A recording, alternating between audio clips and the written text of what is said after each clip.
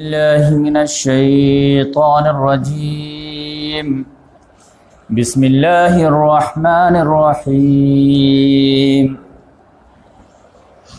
أذن للذين يقاتلون بأنهم ظلموا وإن الله على نصرهم لقدير. الذين أخرجوا من ديارهم بغير حق إلا أن يقولوا ربنا الله ولولا دفع الله الناس بعضهم ببعض لهدمت صوامع وبيع وصلوات ومساجد يذكر فيه اسم الله كثيرا وَلَيَنْصُرَنَّ اللَّهُ مَنْ يَنْصُرُهُ إِنَّ اللَّهَ لَقَوِيٌّ عَزِيزٌ. الَّذِينَ إِن مَّكَّنَّاهُمْ فِي الْأَرْضِ أَقَامُوا الصَّلَاةَ وَآتَوُا الزَّكَاةَ وَأَمَرُوا بِالْمَعْرُوفِ وَنَهَوْا عَنِ الْمُنكَرِ وَلِلَّهِ عَاقِبَةُ الْأُمُورِ. صدق اللہ العظیم. رب اشرح لی صدری ویسر لی امری واحلل عقدۃ من لسانی یفقہوا قولی. اللہم ارنا الحق حقا وارزقنا اتباعہ وارنا الباطل باطلا وارزقنا اجتنابہ. صدق اللہ العظیم. محترم خواتین و حضرات، ابھی آپ لوگوں کے سامنے سورۃ الحج کی 3 آیات کی تلاوت کی گئی ہے. آیت نمبر 39، 40 اور 41. یہ سورہ حج جو ہے 17ویں پارے میں ہے اور سورہ نمبر 22 ہے. اور اس میں یہ ڈیسیژن کرنا کہ یہ مکی سورہ ہے یا مدنی سورہ ہے، یہ کافی کمپلیکیٹڈ مسئلہ ہے. اور پڑھنے کے بعد جو اندازہ ہوتا ہے کہ اس کی کچھ صورتیں جو ہے، کچھ آیات جو ہیں وہ مکی ہیں، بلکہ بیشتر آیات مکی ہیں، اور کچھ آیات جو ہے برزخی ہیں، یعنی ابھی ہجرت کے دوران نازل ہوئی تھی راستے کے اندر. تو وہ مدینہ میں نازل نہیں ہوئی بلکہ جو ہے راستے میں. تو اس کو سمجھے کہ برزخی، جیسے ایک آدمی دنیا میں رہتا ہے پھر آخرت میں ہوگا، اور جو لوگ قبر میں ہیں تو اس کو برزخ بولتے ہیں، برزخی زندگی گزار رہے ہیں. تو اسی طرح سے کچھ صورتیں مکی ہیں اور کچھ صورتیں مدنی ہیں اور کچھ آیات جو ہیں وہ برزخی ہیں. تو اس کی بہترین اگزامپل جو ہے سورہ حج میں آپ کو مل جائے گی، جو ابھی میں تلاوت کیا ہوں. اور ان آیات کے تلاوت کے لیے کیوں میں جو ہے انتخاب کیا ہوں، یہ انشاءاللہ بعد میں جب سلسلہ کلام آگے بڑھے گا تو آپ کے سامنے بات آ جائے گی. الحمدللہ اس سے پہلے ہمارا سیرت النبی کا سلسلہ وار جو پروگرام چل رہا ہے اس کا 9 ایپیسوڈ مکمل ہو چکا ہے. اور محمد صلی اللہ علیہ وسلم کی پیدائش سے اب تک ہم لوگ جو ہے ہجرت کے واقعے تک ہم لوگ پہنچ چکے ہیں. آج انشاءاللہ ہم یہاں سے آغاز کریں گے. تو ہجرت کے بارے میں آپ جانتے ہیں کہ محمد صلی اللہ علیہ وسلم 13 سال مکہ میں گزارنے کے بعد، یعنی محمد صلی اللہ علیہ وسلم کا آپ لائف کا اگر ڈیوائڈ کریں تو 2 بڑے حصوں میں ڈیوائڈ ہو جاتے ہیں. ایک پروفٹ والی زندگی، ایک نان پروفٹ والی زندگی، ایک نبی والی زندگی، ایک غیر نبی والی زندگی. تو آپ دیکھیں گے 40 سال جو ہے وہ غیر نبی والی زندگی ہے، اور اس کے بعد جو 23 سال ہیں وہ نبوت والی زندگی ہے. پھر نبی والی زندگی کو آپ ڈیوائڈ کریں گے تو 2 حصوں میں ڈیوائڈ ہو جائیں گے. ایک مدینہ میں نبوت والی زندگی اور ایک مکے میں نبوت والی زندگی. تو 23 سال میں زیادہ جو ہے وہ مکے میں ہے 13 سال، اور بعد کے جو ہے 10 سال ہیں وہ مدینہ میں ہے. لہذا اس کو مکی زندگی بولتے ہیں اور اس کو مدنی زندگی بولتے ہیں. اور یہ زندگی میں آپ کو نمایاں فرق نظر آئے گا ورکنگ اسٹائل میں، اور اس کی وجہ یہ ہے کہ قرآن کا اسٹائل نزول ہونے کا الگ تھا. اور محمد صلی اللہ علیہ وسلم جیسے نبی بنے تو پورا ریولوشن کو قرآن کے حوالے کر دیے تھے. قرآن جو ہم کو مطالبہ کرے گا وہی ہم ایکشن پلان بنائیں گے. قرآن کہے گا ہاتھ کھول لو، ہاتھ کھول لیں گے. قرآن کہے گا ہاتھ بند کر لو، ہاتھ بند کر لیں گے. قرآن کہے گا ایکٹیو ریزسٹنس میں آؤ تو ایکٹیو ریزسٹنس میں آ جائیں گے. قرآن کہے گا پیسیو ریزسٹنس کرو، پیسیو ریزسٹنس کریں گے. قرآن کہے گا ابھی خاندان کو دعوت دو، خاندان کو دعوت دیں گے. قرآن کہے گا اللیلانیہ دعوت کا اعلان کرو، اللیلانیہ کریں گے. قرآن کہے گا کہ تلوار اٹھاؤ، تلوار اٹھا لیں گے. صلح کرو، صلح کر لیں. یعنی قرآن جو مطالبہ کرے گا وہی کریں گے. لہذا مکی قرآن میں آپ جانتے ہیں کہ قرآن کا جو ہے میسج کا اسٹائل بالکل ڈفرینس تھا اور مدینہ میں بالکل ڈفرینس تھا۔ یہی وجہ ہے کہ جتنے بھی غیر مسلمین ہیں اور تھوڑے بہت بھی اگر آنیسٹ ہیں تو وہ لوگ جو ہے جب محمد صلی اللہ علیہ وسلم کے بایوگرافی کا مطالعہ کرتے ہیں تو وہ کنفیوز ہو جاتے ہیں اور وہ کہتے ہیں کہ مجھے سمجھ میں نہ آتا ہے کہ مکی دور کے جو محمد صلی اللہ علیہ وسلم ہے وہ کوائٹ ڈفرینس ہیں اور مدینہ والے جو محمد صلی اللہ علیہ وسلم ہے کوائٹ ڈفرینس۔ لیکن الحمدللہ 50% وہ مانتے ہیں کہ مدینے والے جو محمد صلی اللہ علیہ وسلم ہیں وہ بہت زیادہ ٹیلنٹڈ ہیں، ان کے ایک پر ایک ماسٹر اسٹروکس ہیں اور کوئی نہیں کہہ سکتا کہ ان سے بڑا کوئی جو ہے اسٹیٹس مین ہو سکتا ہے یا کوئی ریولوشنری ہو سکتا ہے یا پولیٹیشین ہو سکتا ہے یا پھر قائد سپہ سالار ہو سکتا ہے۔ ہر معاملے میں 100% جو ہے، اور جب تعریف کرتے ہیں تو سپرلیٹو ڈگری لگاتے رہتے ہیں۔ لیکن وہی لوگ کہتے ہیں کہ مکے والے میں جو سمجھ میں نہیں آتا کہ جب انہوں نے اپنا پیترا بدلا تب وہ ہمیشہ جو ہے کامیاب ہوتے گئے، اور جتنے بھی اوصاف ہو سکتے ہیں ہر ایک کا سپرلیٹو ڈگری دینے کے لیے سب تیار ہیں۔ لیکن کہتے ہیں، لیکن اس سے یہ میسج کیا دینا چاہتے ہیں؟ بڑے بڑے لوگوں نے بڑی بڑی کتابیں لکھی، ہم لوگوں کو تو پڑھنے کی توفیق نہیں آتی، اسی عاشق رسول بنتے ہیں، لیکن غیر مسلم ایک سال میں 36,000 کتابیں محمد صلی اللہ علیہ وسلم کے خلاف میں لکھی جاتی ہیں ایک سال کے اندر۔ اور مسلمان کہاں پہ آپ سمجھ لیجیے، اس کا کیا ڈیفنس کریں گے، کیا اس کا جواب دیں گے؟ وہ تو پڑھنے کی توفیق نہیں ہے، اپنے رائٹر کے نہیں پڑھیں گے تو مخالف کے رائٹر کے کیا پڑھیں گے؟ وہ تو جانے دیجیے گا۔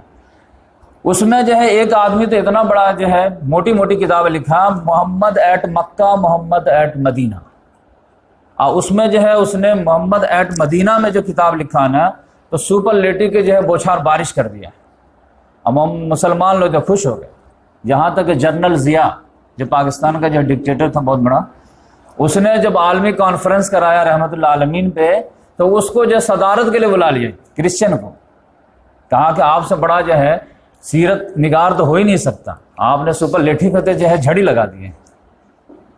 اور پھر جو اس کی کتابوں کی نمائش بھی کرایا گئی، محمد at Mecca, Muhammad at Medina, جبکہ وہ سائلنٹلی جو ہے اتنا زبردست اٹیک کیا تھا کہ وہ کسی کو اندازہ ہی نہیں لگا، اتنا جو ہے سافٹ وے میں اٹیک کیا تھا۔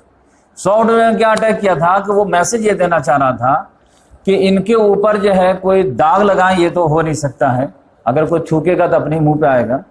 لیکن یہ ہے کہ ہم کنفیوز ہیں ان کی سیرت کو پڑھ کر کے کہ مکے والے جو محمد ہیں وہ کوائٹ ڈفرینس ہے مدینے والے محمد سے، اور مدینے والے جو محمد ہے وہ کوائٹ ڈفرینس ہے مکے والے سے۔ تو میسج کیا دینا چاہ رہا تھا کہ ہم جو ہے ان کو ایز اے اسٹیٹس مین ماننے کے لیے تیار ہیں، 100% دینے کے لیے تیار ہیں، ایز اے پولیٹیشین بھی 100% دینے کے لیے، ایز اے ریولوشنری بھی 100% دینے کے لیے تیار، ایز اے تھنکر وہ بھی 100، ایز اے سپہلا جرنل 100%۔ لیکن مکے میں وہ مجھے فیل نظر آتے ہیں ایز اے پروفٹ، کہ وہ جو معاملہ تھا کہ گلی گلی میں گھوم گھوم کر دعوت دینا، اور کوئی جو ہے گالی دے تو اس کے بدلے میں دعائیں دینا، اور کوئی پتھر مارے تو اس کو جو پھول پیش کرنا، اور پھر جو ہے اسٹریٹ پریچنگ جو چل رہا تھا، اور اخلاق کردار یہ سب، وہ لگتا ہے کہ 13 سال جھیلتے جھیلتے اس کے بعد ہمت جواب دے گئے تو انہوں نے بھی وہی ہتھیار اٹھا لیے جو سب اٹھاتے۔ تو ایسا لگتا ہے کہ ایز اے پروفٹ یہ فیل ہو گئے ہیں، اس کے بعد ایز اے اسٹیٹسمین کامیاب ہو گئے، ہم بھی ماننے کے لیے تیار ہیں، کیونکہ ان کے سامنے جو پیمانہ ہے ایز اے پروفٹ کا وہ عیسیٰ علیہ السلام ہے۔ عیسیٰ علیہ السلام ہمیشہ یہی کرتے رہے، جبکہ دنیا میں اللہ تعالیٰ نے کہا کہ اگزامپل آپ بنیں گے تو محمد صلی اللہ علیہ وسلم بنیں گے، لقد کان لکم فی رسول اللہ اسوۃ حسنہ، پوری دنیا کے لیے آپ تھرمامیٹر جو بنیں گے وہ محمد صلی اللہ علیہ وسلم بنیں گے، عیسیٰ علیہ السلام نہیں بنیں گے، عیسیٰ علیہ السلام تو دین غالب ہی نہیں کر پائے، تو اگزامپل تو ان کو بننا ہے۔ تو اس لحاظ سے آپ سمجھیے کہ یہ بہت خطرناک مسئلہ تھا۔ تو اگر یہ ساری چیزیں فلسفی اگر جو ہے ہمارے مسلمان نہیں سمجھیں گے تو کنفیوز ہو جاتے کہ کوئی تعریف کر رہا ہوتا لیکن تعریف کے اندر وہ آپ کو جو قتل کر رہا ہوتا۔ تو آپ دیکھیے کہ کوائٹ ڈفرینس آپ کو سیرت ملے گی۔ ابھی تک تو میں 13 ایپیسوڈ میں تقریباً جو ہے 12 گھنٹے کے اندر میں سوا گھنٹے کا جو ہے ہر ہفتے رہتا ہے، تو اس میں تو میں آپ کو مکی جنت میں گھماتا رہا، لیکن آپ اس کے بعد ہجرت کرنے کے بعد جو ہے عجیب محمد صلی اللہ علیہ وسلم آئیں گے جو آپ کبھی سنے نہیں ہوں گے، اور آپ کو لگے گا کہ یہ محمد صلی اللہ علیہ وسلم کون محمد صلی اللہ علیہ وسلم آ گئے۔ تو آپ جو کنفیوز نہ ہو، بلکہ میں آپ کو بتایا کہ ریولوشنری اسٹیپ لازمن ہوتے ہیں اور وہ اٹھانے پڑتے ہیں۔ یہی وجہ ہے کہ میں کہتا ہوں کہ آج کے دور میں قرآن مجید اور سیرت کے بغیر اگر جو ہے سماج سے کوئی جو ہے دین سیکھے گا، علماء کرام سے کوئی دین سیکھے گا اور اللہ تعالیٰ تبارک تعالیٰ کا تعارف جاننے چاہے گا تو 100% مخلص ہونے کے باوجود گمراہ رہے گا۔ 100% اپنی پورا خلوص دے دے، علماء کرام کے اسٹیپ بائی اسٹیپ چلے، پھر بھی گمراہی سے اس کو کوئی نہیں بچا سکتی جب تک قرآن کو جو ہے وہ سورس آف گائیڈنس نہیں بنائے گا۔ کیونکہ آپ تھوڑا قرآن کا مطالعہ کر کے دیکھیے، یا رمضان میں جو لوگ جو ہے کمپلیٹ اس کو فالو کیے تھے تو وہ آپ دیکھے ہوں گے کہ قرآن کا خدا الگ ہے اور ہمارے معاشرے کا خدا الگ ہے۔ جو انٹروڈکشن کرایا گیا ہمارے یہاں تو غفور رحیم ہی بتایا گیا، غفور رحیم ہے، غفور رحیم، حرام کا کام کرتے جاؤ اللہ تعالیٰ غفور رحیم۔ ایسا لگتا ہے کہ بہت بڑا پولیٹیشین ہے کہ 5 سال تک تو تم کو ان کی ضرورت پڑتی ہے، 5 سال کے بعد ان کو تمہاری ضرورت پڑ جاتی ہے تو وہ بھی تم کو خوش کرنے میں مجبور ہے۔ جبکہ اللہ تعالیٰ قرآن میں جب اپنا تعارف کراتا ہے وہ کہتا نہیں، نبئ عبادی انی انا الغفور الرحیم وان عذابی هو العذاب العلیم، مجھے تمہاری ضرورت نہیں، تمہیں میری ضرورت ہے، میں ایسی کی تیسی کر دوں گا تمہاری۔ تو اس لحاظ سے قرآن مجید کا اللہ ہی کا تعارف جب جو ہے کمپلیٹ نہیں ہوا ہے تو پورا دین کہاں سے ہو جائے گا؟ تو جب آپ سیرت سنیں گے تو آپ کہیں گے یہ کہاں سے بات آ گئی، یہ تو میں کبھی سنا ہی نہیں، تو یہ نہیں سنے تو یہ آپ کا قصور ہے، میرا قصور نہیں ہے۔ بہت سارے لڑکے آتے ہیں گھر پہ کہتے ہیں مولانا یہ بات میں کبھی سنا ہی نہیں، تعجب کی بات، لگتا کہ کتنے جو ہے سیرت کا مطالعہ کر چکے، کتنا قرآن کو ٹائم دے چکے کہ بہت تعجب کی بات ہے کہ آپ یہ بات نہیں سنے۔ آپ اتھارٹی ہیں کیا؟ ایک کتاب نہیں پڑھے، آپ نہیں سنے تو کون سے؟ نہیں سن لیے تو یہ تعجب کی بات، نہیں سنے تو کوئی تعجب کی بات ہی نہیں، جب آپ پڑھے ہی نہیں ہیں تو آپ نہیں سنے تو کون سی تعجب کی بات؟ تو اس لحاظ سے میں تمہیدی بات جو پہلے کر دیا کہ بات تو وہی سنائی جائے گی جو قرآن حدیث میں ہو، لہذا کسی کا جو لحاظ نہیں کیا جائے گا، جس کو ماننا ہے وہ مانے، نہیں ماننا نہیں مانے، لیکن اگر کسی کو کراس چیکنگ کرنا ہے تو آپ قرآن حدیث کا سہارا لیں، کیونکہ اوتھینٹک وہ جو قرآن مجید ہے اور اوتھینٹک سورس جو ہے محمد صلی اللہ علیہ وسلم۔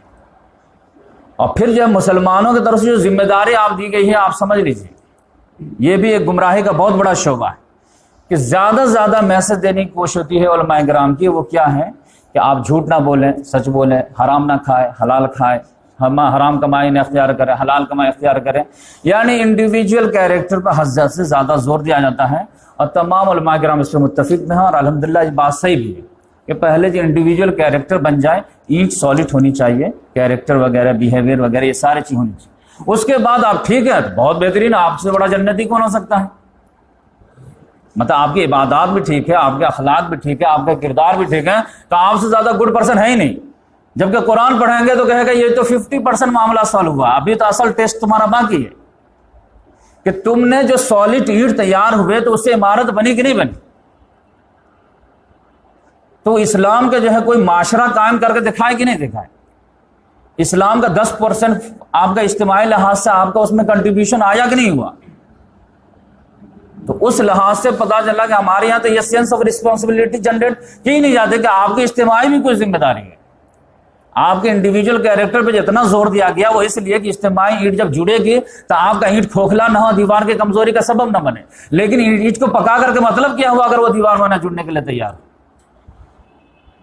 تو اس لحاظ سے جو ہے سیرت پڑھیں گے تو آپ کو پتا چلے گا، قرآن پڑھیں گے تو آپ کو پتا چلے گا کہ آپ کا جو انڈیویجول اخلاق کردار بنایا گیا تھا وہ اس لیے بنایا گیا تھا کہ مضبوط عمارت تیار ہو سکے، لیکن وہ عمارت کی طرف سے تو آپ کا سینس ہی نہیں تھا، تو لہذا آپ جو ہے جتنا بتایا جائے گا اتنے کنٹریبیوشن کریں گے۔ آپ کو بتا دیا جائے کہ بھائی ایک جگہ جو مسجد بنی ہے اس میں جو ہے 10,000 روپیہ خرچ ہے تو آپ کہیں گے 200 روپیہ مجھ سے بھی لے لو، لیکن آپ کو بتایا نہیں 2 کروڑ روپیہ خرچ ہے تب آپ کہیں گے 2,000 مجھ سے لے جاؤ۔ تو جتنی بڑی ذمہ داری رہے گی اتنی بڑی یہ ہے۔ تو ہمارے یہاں تو ذمہ داری ہی کو نہیں بتائے گے تو جو ہے آدمی کنٹریبیوشن دے تو کیا دے۔ تو اس لحاظ سے آپ سمجھ لیجئے کہ امت کے ہر فرد کی جو ہے انڈیویجول ذمہ داری ہے کہ پہلے اپنے کیریکٹر کو درست کر لیں تاکہ اس کے وجہ سے اسلام بدنام نہ ہو۔ لیکن اچھا جو بنایا گیا وہ کس لیے کہ آپ کے ذریعے سے پھر خیر پھیلنا چاہیے، آپ کے ذریعے سے لوگوں کو اسلام کی طرف آنے کے میں جو ہے مدد ہونے چاہیے، اور آپ اچھے بن گئے اور پھر اچھے کا کوئی فائدہ نہیں ہوا تو پھر فائدہ کیا ہو؟ کوئی لڑکا ڈاکٹر بن جائے، MBBS میں ایڈمیشن لے لے، جیسے اس کا ایڈمیشن ہوتا ہے مبارکبادی کے سلسلے شروع ہو جاتے ہیں سب لوگ خوشیاں منانے لگتے ہیں، جھومنے لگتے ہیں، خرچ بھی کرتے ہیں، سب چیز کرتے ہیں، اور پھر وہ ڈگری لینے کے بعد بہترین انٹرنشپ کرنے کے بعد گھر میں آ کے بیٹھ جائے، اگر ہم تو MBBS ڈاکٹر ہیں، ہم تو MBBS ڈاکٹر ہیں، تو ٹھیک ہے کہیں نسبت بھی لگ جائے گی، شادی بھی ہو جائے گی، لیکن 2-4 سال کے بعد جو ہے گالی پڑنے شروع ہو جائیں گی کہ اس سے بڑا بیوقوف کوئی نہیں ہے کہ باپ کا جو 20-25 لاکھ روپیہ بھی خرچ کرا دیا اور کلینک کھولنے کے لیے تیار نہیں، اب مریض کو جو شفا دینے کے جو ہے ٹھیک کرنے کے لیے تیار نہیں ہوگا، نہیں میں پڑھ لیا ہوں، میرے پاس ہے وہ ہنر، ہمارے بچے بیمار پڑیں گے ہم ٹھیک کر لیں۔ ارے بچے کے لیے تم کو جو بنایا گیا تھا ڈاکٹر، کہ پورے سماج کے لیے بنایا گیا تھا۔ تو اسی لحاظ سے اگر کوئی لڑکا ہے، کوئی عالم ہو گیا ہے، کوئی فاضل ہو گیا ہے، پورا قرآن جان گیا، پورا حدیث جان گیا، آپ کی اسٹڈی ہو گئی، تو آپ جو ہے یہ جو کیریکٹر بلڈنگ بن گیا ہے، تو فائدہ کس کو ہے؟ تو اس لحاظ سے جو ہے میں جو ہے کل مہاڑ میں تھا تو ایک آدمی نے بہت اچھی تقریر کی اور کہا کہ مسلمانوں کے زوال میں سے ایک زوال یہ بھی ہے کہ ہمارے یہاں جو ہے جب لوگ ریٹائرمنٹ ہوتے ہیں نا تب کہتے ہیں کہ اب میں آرام کروں گا۔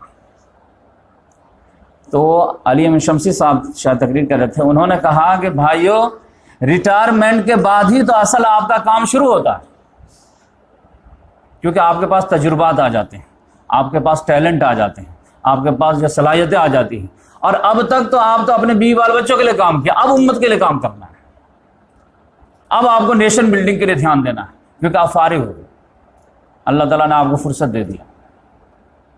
تو مجھے ان کی بات بڑی زبردست لگی کہ ہاں واقعی میں، کیونکہ کام تو آپ کو مرتے دم تک کرنا ہے، یہ آرام کا تو ڈھکوسلا نہیں، آرام زیادہ سے زیادہ کیا ہوتا ہے 2 دن کا آرام ہوتا ہے، آپ نے جو ہے 2 مہینہ 4 مہینہ جو ہے خوب جم کے کام کیے ہیں، 2-4 دن کے لیے ریسٹ کر لیجیے، ورنہ مستقل آرام رہے تو وہ بھی پریشانی ہو جاتی، اور مستقل کام رہے تو وہ بھی پریشانی ہو جاتی۔ تو یہ آپ غیروں میں دیکھیں گے جو بھی جو ہے ڈیولپ نیشن رہتے ہیں نا، ان کے بڑے بوڑھے مرتے دم تک کام کرتے ہیں، ہاں جو جس عمر میں ہے اس لحاظ سے کام کرے گا۔ یقینی بات ہے کہ جو عمر کے جو ہے 60 کراس کر چکے ہیں تو وہ کچھ نہیں کر سکتے، تو ہمارا تھنک ٹینک تو بن سکتے ہیں، غور و فکر تو کر سکتے ہیں، کسی کوٹھی میں بیٹھ کر کے مطالعہ تو کر سکتے ہیں، امت کے نوجوانوں کو سجھاؤ تو دے سکتے ہیں۔ ہم یہ نہیں کہتے کہ وہ اینٹ پتھر اٹھائے، لیکن جو تجربہ ہے وہ تو شیئر کر سکتے ہیں۔ تو اس لحاظ سے جو ہے میں سمجھا کہ تمہیدی گفتگو کر لیتا ہوں۔ آج ہجرت جو ہے ہم انشاءاللہ شروع کریں گے۔ محمد صلی اللہ علیہ وسلم جمعہ کے دن جو ہے جمعرات کو جو ہے غار میں گئے تھے، جمعہ سنیچر، اتوار کو محمد صلی اللہ، سوموار کو محمد صلی اللہ علیہ وسلم نکلے ہیں وہاں سے، اور 8 دن کے بعد جو ہے قباء میں جو ہے پھر سوموار کو ہی جو ہے جمع ہوئے۔ اور آج لگتا ہے کہ سیرت کے بجائے جو ہے ادھر ہی ادھر کی گفتگو ہوتی رہے گی۔ آج میں ایک اور چیز کلیئر کر دیتا ہوں، یہ آئے جو ہے عام طور سے لوگوں کو سمجھ میں نہیں آتی، لیکن آج جو ہے ریلیونٹ ہو گیا ہے تو یہ بات سمجھ میں آ جائے گی، بہت قیمتی تحفہ مل جائے گا آپ لوگ۔ کہ ایک قرآن میں بار بار جگہ ہے کہ افمن شرح اللہ صدرہ للاسلام، کہ اللہ تبارک و تعالی جس کے ساتھ بھلائی کا ارادہ کرتا ہے تو اس کا سینہ اسلام کے لیے کھول دیتا ہے، شرح صدر عطا کر دیتا ہے۔ تو یہ شرح صدر کیا ہے، یہ بات سمجھ لیجیے، سینہ کو اوپن کر دینا۔ جیسے کوئی لڑکی ہے، اب نقاب کے لیے جب بڑی ہو گئی ہے تو اب نقاب لگانا ضروری ہے، تو اب یہ ہے کہ اگر سینہ اس کا مطلب جو ہے اوپن نہیں ہوا ہے تو خاندانی پریشر میں تو نقاب تو لگائے گی، لیکن اگر وہ کانوینٹ میں پڑھی ہے اور اس کو جو حیا شرم کا جو ہے درس بالکل کھرچ کے نکال دیا گیا ہے، تو اب وہ جو ہے بوجھل دل سے جو ہے نقاب لگائے گی، جیسے موقع ملے گا ویسے پھینک دے گی، اب پھر دیکھے گا بھائی باپ دیکھ رہا تو پھر لگا لے گا۔ تو اب یہ یقینی بات ہے کہ اوپن مائنڈیڈ اور اوپن ہارٹ سے جو وہ نہیں لگا رہی ہے۔ تو اس کا جو ہے مجھے خود ہی اپنا تجربہ ہوا تو میں تھوڑا شیئر کرتا ہوں کہ یہ اللہ تعالیٰ جو ہے اسلام کے لیے جو سینہ کھول دیتا ہے، یعنی ہر حکم اسلام کا لگے کہ یہی میری دل کی خواہش تھی۔ سود حرام، ہاں میں چاہتا ہوں کہ ہاں میں بھی چاہتا ہوں کہ حرام ہونا چاہیے۔ تو اس میں جو ایک ایگزامپل جو ہے آپ کو ٹیسٹ فیل ہوگا کہ جب یہاں پہ جو سیرت النبی کا پروگرام کی جو بات چلی کہ سیرت النبی کا پروگرام آغاز ہونا چاہیے، تو جو ہمارے ساتھی ہیں انہوں نے کہا کہ منڈے کے دن جو رکھا جائے گا اور جو ہے مغرب کے بعد، تو مجھے بالکل سمجھ میں نہیں آیا کہ منڈے کے دن اب مغرب بعد، تو دونوں مجھے آکورڈ لگا، اور میں جو اپنے حساب سوچ رہا تھا کہ وہ یا تو جمعہ ہو یا سنڈے ہو، اور عشاء کے بعد پریفریبل۔ لیکن چونکہ میں ان کی بہت عزت کرتا ہوں تو میں جو ہے تھوڑا آرگو نہیں کر پایا. میں کہا کہ اگر سنڈے وغیرہ ہو. انہوں نے کہا نہیں منڈے اچھا رہے گا. اور انہوں نے جو دلیل دیا کہ سنڈے کو کچھ دنوں کے بعد مولانا دیکھے گا شادیاں وغیرہ بہت زیادہ نکلیں گی تو حاضری کم رہے گی.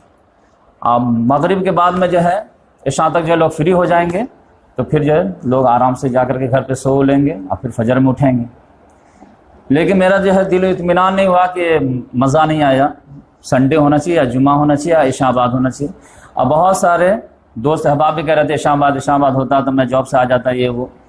لیکن میں کہا کہ ٹھیک ہے بھائی ہم کو اسی جو ہے اجازت ہی مل گئی تو یہ بہت بڑی غنیمت ہے اللہ تعالیٰ کے. ہم اسی پہ شکریہ ادا کرتے ہیں.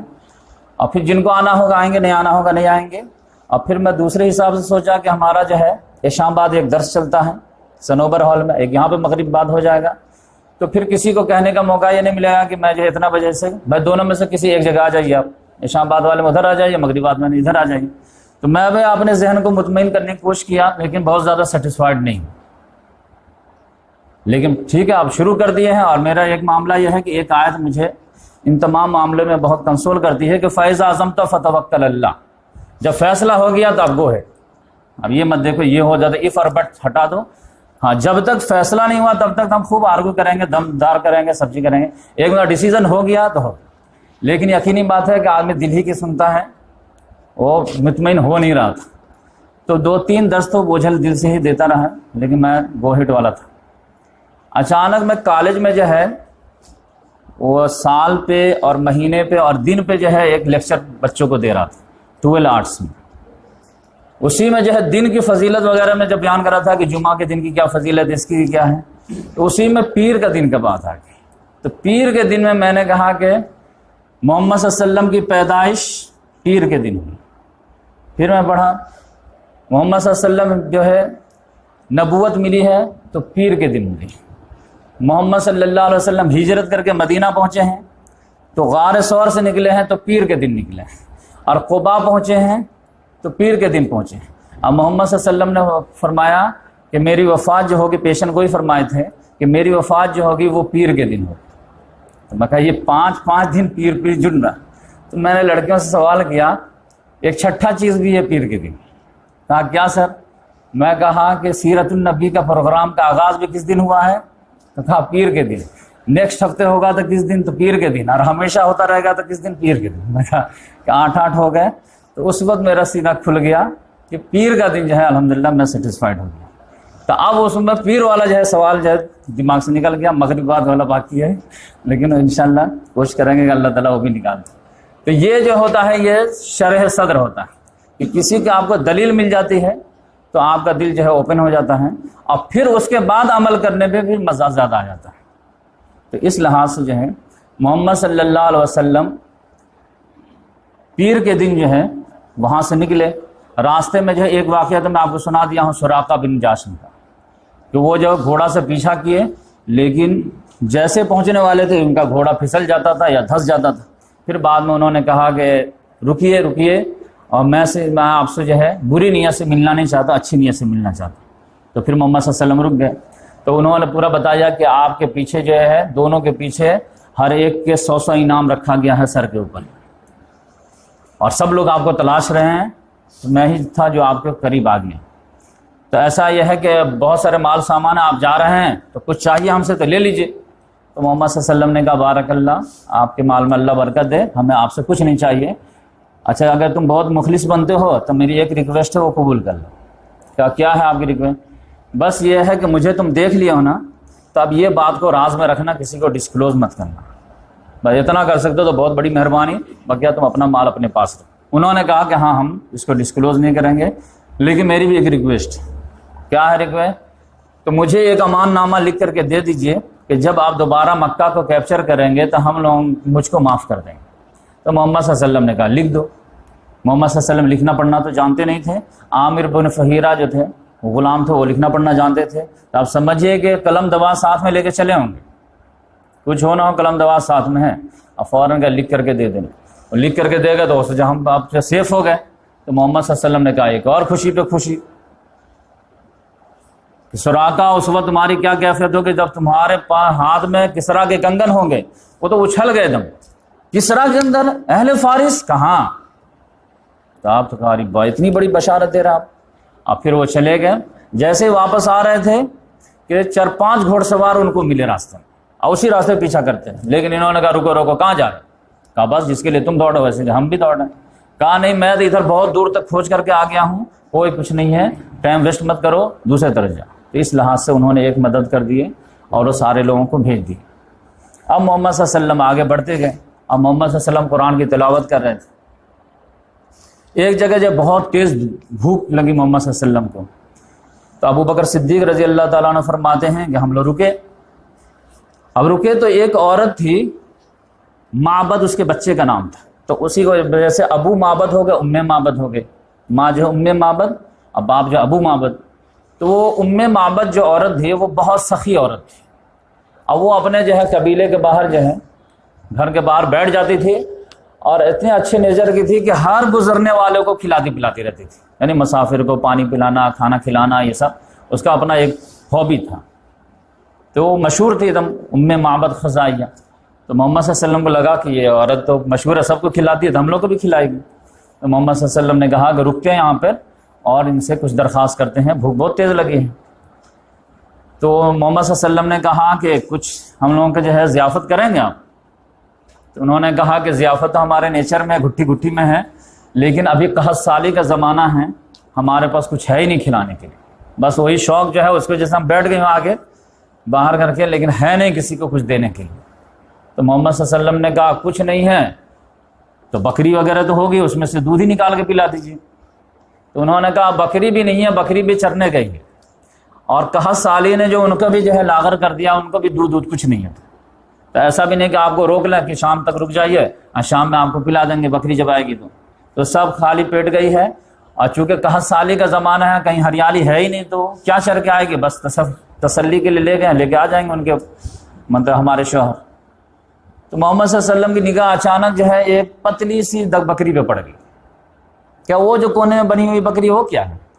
کہا وہ تو آپ کی ضرورت پوری نہیں کر سکتی, وہ تو اتنی لاغر ہے کہ وہ جا نہیں سکتی تھی, جس وجہ سے اس کو باندھ دیے ہم. بقیہ جو جانے کے لائق تھے وہ تو گئی ہے, اللہ کا رزق تلاش کرنے کے لیے مل جائے تو بہت اچھی بات ہے, نہیں ملے تب بھی بات. محمد صلی اللہ علیہ وسلم نے کہا آپ اجازت ہے تو ہم ٹرائی کریں. ٹرائی یور لک, لیکن میں تو بتا دی آپ سے زیادہ میں بکری پالتی ہوں. محمد صلی اللہ علیہ وسلم نے اللہ تعالیٰ سے دعا کیے اور ہاتھ جھاڑ کر کے اس کے تھن پہ جیسے ہی جو ہے ہاتھ لگائے ہیں کہ بخاری شریف کی حدیث ہے کہ وہ فوراً بکری نے جب پاؤں پھیلا دی اور تھن میں جب پورا دودھ بھر آیا. جیسے دودھ کا قطرہ دیکھیں, ام معبد جب بڑا سا برتن لے کے آئے, اب یہ کہہ لکھے ہاتھ صاف جو بھی ہو جائے, اور اتنا دوہے پانی کہ دودھ دوہے کہ پورا جو ہے پھیل سے جو ہے پورا بھر گیا اوپر. محمد صلی اللہ علیہ وسلم نے کہا کہ جس کو پلانا پلاؤ جلدی سے. وہ اپنے جو ہے جو بھی بچے اچے تھے سب کو پلا ولا دیے, پھر ان کے سے فارغ ہوئے کہ لاؤ برتن لے کے آؤ, پھر اور دوہے, پھر ابو بکر صدیق رضی اللہ عنہ کہا کہ آپ بھی پی لیجئے, پھر محمد صلی اللہ علیہ وسلم بھی سیر ہو کر کے پورا پیے, اور پھر اس کے بعد پھر اور دو کر کے بھر کر کے کہ اب یہ رکھ لو, اب ہم لوگ چلے. اتنی برکت ہوئی. جب گئے ہیں تو ان کے شوہر جب اداس جب شام میں آئے ہیں, ایک کچھ تھا ہی نہیں کھلانے کے لیے, اور جو اس ٹائپ کے لوگ رہتے ہیں ان کو جانور ہی سب سے زیادہ عزیز, لیکن اس کی نگاہ پڑ گئے وہ جو ہے دیگ پہ بھرا ہوا ہے دیگ دودھ سے. کہا ارے یہ کہاں سے آ گیا؟ کہا یہ بکری دی ہے. ارے بکری کی عمر دیکھو, قد دیکھو, اور دودھ دیکھو, یہ تو بھینس سے بھی زیادہ دودھ دی, یہ کہاں سے ہے؟ تو اس نے کہا کہ جانتے ہو ایک بہت بابرکت نوجوان آیا تھا اور اس کی برکت کا نتیجہ یہ. تو آپ کو یاد آ گیا ہوگا کہ محمد صلی اللہ علیہ وسلم جب پیدا ہوئے تھے تو اس وقت بھی دائی حلیمہ کی یہاں برکت آئی تھی, اور یہاں پہ بھی برکت آئی. اب میرا چیلنج ہے کہ جو بھی محمد صلی اللہ علیہ وسلم کو اپنے گھر میں جو ان کی تعلیمات کو لے کے آئے گا ان کے گھر میں بھی برکت آئے گی. یہ ہماری غلط فہمی ہے کہ خوشی جو ہے دوسری جگہ سے ملتی ہے. اگر محمد صلی اللہ علیہ وسلم کے دین کو اپنائیں گے تو ہم جو آؤٹ آف ڈیٹ ہو جائیں گے اور جو پچھڑے ہو جائیں گے. یہ جب مسلمان حکمرانوں کی جو ہے بہت بڑی غلط فہمی ہے. تو اس لحاظ سے یہاں پر اللہ تعالیٰ نے بہت بڑا معجزہ دکھایا, اور پھر محمد صلی اللہ علیہ وسلم چلے. اس کے شوہر کے اچھا وہ لگتا ہے وہی دونوں نوجوان ہیں جس کو قریش کھوج رہے ہیں. تو انہوں نے اپنی سی بیوی سے کہا کہ اس کی تھوڑا حلیہ بتاؤ گی.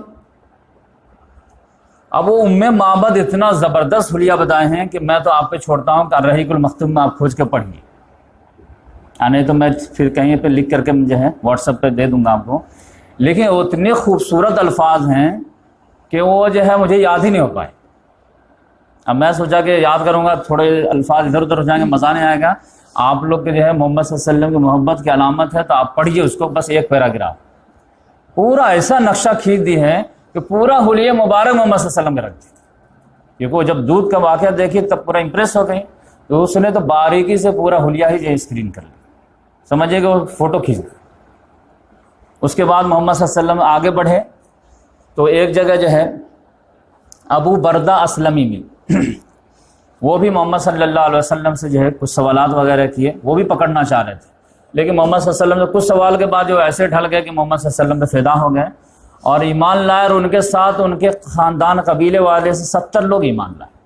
اب پھر وہ دوڑتے چلے گئے کہ لوگوں ان کو کیا قتل کرو گے، وہ تو امن کا پیغمبر ہے اور عدل و انصاف کو دنیا کو بھر دے گا، لہذا ان کو جو ہے مطلب قتل کیے جانے کے لائق نہیں ہے، بلکہ ان کی قدر کرنے کے لائق وہ آدمی ہے۔ پھر اس کے بعد جو ہے قباء پہنچنے سے پہلے لاسٹ ملاقات جو ہوئی ہے وہ حضرت زبیر بن عوام رضی اللہ تعالیٰ عنہ سے۔ زبیر بن عوام رضی اللہ تعالیٰ عنہ وہ شام سے آ رہے تھے واپس تجارتی قافلے کے ساتھ، اور وہ مدینہ کراس کر چکے تھے، اور محمد صلی اللہ علیہ وسلم بھی انٹری لینے والے تھے، فوراً ملاقات ہو گئی۔ تو پہلے تو ایمان لا ہی چکے تھے، تو بولے یا رسول اللہ کہاں؟ کہ ہجرت لاسٹ۔ اچھا تم بھی آ جا جلدی سے، تو ٹھیک ہے میں سامان وامان پورا ہی کر دوں گا پھر آ جاؤں گا۔ تو وہ راستے ہی میں جو ہے 2 کپڑا جو ہے ابو بکر صدیق رضی اللہ تعالیٰ عنہ کو اور محمد صلی اللہ علیہ وسلم کو گفٹ کیے، تو وہی محمد صلی اللہ علیہ وسلم کو ضرورت تھی، کیونکہ دھوپ میں پسینے میں شرابور ہو گیا ہوگا معاملہ، تو فوراً پہن لیے اور وہ نیا کپڑا پہن کر کے انٹری لیے۔ ادھر مدینے والوں کی جو حالت تھی وہ ایسی تھی کہ ان کو جو اڑتی پڑتی خبر پہنچ گئی تھی کہ محمد صلی اللہ علیہ وسلم گھر سے نکل چکے ہیں۔ اب یہ اپنا اندازہ لگا رہے تھے کہ میکسیمم جو ہے وہ 8 دن لگیں گے، 450 کلومیٹر ہے، تو اونٹ سے آ رہے ہیں تو اتنا دن میں اتنا، اتنا دن میں اتنا، یعنی 50 کلومیٹر ڈیلی چل رہے ہوں گے تو 8 یا 9 دن میں آ جائیں گے۔ وہ 3 دن جو ہے وہ غار ثور میں لگ گئے تھے، جس کی وجہ سے جو ہے یہ لوگ جو بیفور ہی آگرہ خوشی میں آپ جانتے ہیں پورا جو ہے قباء والے جو ہے وہ باہر جا کر کے جو ہے اور ویٹ کرنے لگتے تھے، اور صحرا میں دور تک جو ہے نگاہ جاتی ہے، دور تک۔ اب کچھ لوگ اور ایکسائٹڈ ہوتے تھے تو کھجور پہ چڑھ جاتے تھے، اب کچھ لوگ جو اونچی جگہ ملے وہاں جا کے، اور جیسے چاند کے لیے ہم لوگ جو پریشان رہتے ہیں ویسے جو ہے چودھری کے چاند کے لیے وہ لوگ پریشان تھے۔ لیکن پھر جب دھوپ بہت زیادہ ہو جاتی تھی تو دھوپ میں رہ نہیں سکتے، تو پھر گھر آ جاتے تھے واپس، پھر صبح سویرے نکل جاتے تھے، کیونکہ ان کو معلوم تھا کہ سفر بھی کرنے کا جو یہی ٹائم ہے، تو آئیں گے محمد صلی اللہ علیہ وسلم تو یہ مارننگ آور میں آئیں گے یا رات میں آئیں گے، تو رات میں تو ہم دیکھ نہیں پائیں گے، صبح میں چل کے دیکھتے ہیں۔ تو اس طرح سے وہ 2-4 روز پہلے سے جو ہے آوازی چلے، لیکن آتے آتے سمجھے کہ وہ لوگ بالکل مایوس ہو گئے تھے۔ اب ایسا لگا کہ ٹھیک ہے جب آئیں گے کوئی بات نہیں۔ اتنے ہی میں ایک یہودی جو ہے اپنے ذاتی گھر سے جو ہے کہیں اونچی جگہ پہ چڑھا ہوا تھا، شاید کھجور وغیرہ اتارنے کے لیے، لیکن مسلمانوں کے ایکسائٹیڈ سے وہ بھی ایکسائٹیڈ کہ اگر جو نظر پڑ جائے تو یہ خوشی ہم مسلمانوں کو دے سکتے ہیں۔ اس کی نگاہ پڑ گئی کہ 2 اونٹ پہ لوگ آ رہے ہیں سفید پوش، اور وہ سفید کپڑا جو ہے حضرت زبیر بن عوام دے چکے تھے، اس کو دوری سے نگاہ وہ تو وہیں سے جو ہے ایک دم چلایا، مسلمانوں یہ رہا تمہارا تقدیر، دیکھو آ گئے تمہارے۔ سب لوگ دوڑے، اتنا جو ہے ہجوم بھر کر کے ہتھیار وغیرہ لیے سب لوگ، اور پھر محمد صلی اللہ علیہ وسلم کے استقبال کے لیے دوڑے۔ اور استقبال کیسا ہوا ہے وہ تو ابھی مدینہ انٹری ہوگی تو میں بتاؤں گا، اب کیوں ہوا ایسا یہ بھی تھوڑا ڈسکلوز کروں گا۔ تو اس میں جو ہے محمد صلی اللہ علیہ وسلم آئے ہیں، تو محمد صلی اللہ علیہ وسلم تھک گئے تھے تو بیٹھ گئے، اور حضرت ابو بکر صدیق رضی کھڑے تھے، تب آنے والوں سے سلام دعا علیہ السلام کر رہے تھے، استقبال وغیرہ وہی کر رہے تھے۔ تو سارے لوگ جو نہیں دیکھے تھے، یعنی 75-80 لوگ تو پہلے آلریڈی محمد صلی اللہ علیہ وسلم مکہ میں مل چکے تھے، بقیہ جو لوگ نہیں ملے ہوئے تھے وہ جو بھی سلام دعا کرتے تھے، تو اب چونکہ بھیڑ لگ گئی تھی تو بھیڑ میں تو محمد صلی اللہ علیہ وسلم بیٹھے ہوئے تو کوئی دکھ ہی نہیں رہے، بس ابو بکر صدیق کھڑے ہیں، اور چہرہ وغیرہ تو تقریباً سملر ہی تھا، تو سب لوگ سمجھتے تھے یہی اللہ کے نبی ہے، تو سب لوگ انہی کے رسپیکٹ دے رہے تھے، اپنا یہ وہ پورا جو ہے یہ بھی اپنا اور رسپیکٹ کو انجوائے کر رہے تھے۔ لیکن جب دھوپ تیز ہوئی ہے، اب محمد صلی اللہ علیہ وسلم کو دھوپ لگنے لگی ہے، تب ابو بکر صدیق رضی اللہ تعالیٰ نے فوراً اپنا چادر لیا، چادر تان دیے سائے کے لیے، تب لوگوں کو کنفیوژن دور ہوا کہ اچھا یہ خاتم ہے، یہ جو ہے نبی ہیں، تب ان کو سب دھیان دینے لگے۔ تو اس طرح سے محمد صلی اللہ علیہ وسلم ایک میسج دیے کہ مطلب دوستوں کے ساتھ رہو تو ایسا رہو کہ لوگ پہچان ہی نہ پائیں کہ آپ کون ہیں، آپ کون کیا ہے۔ یعنی یہ غرور کا سب سے بہترین علاج ہے۔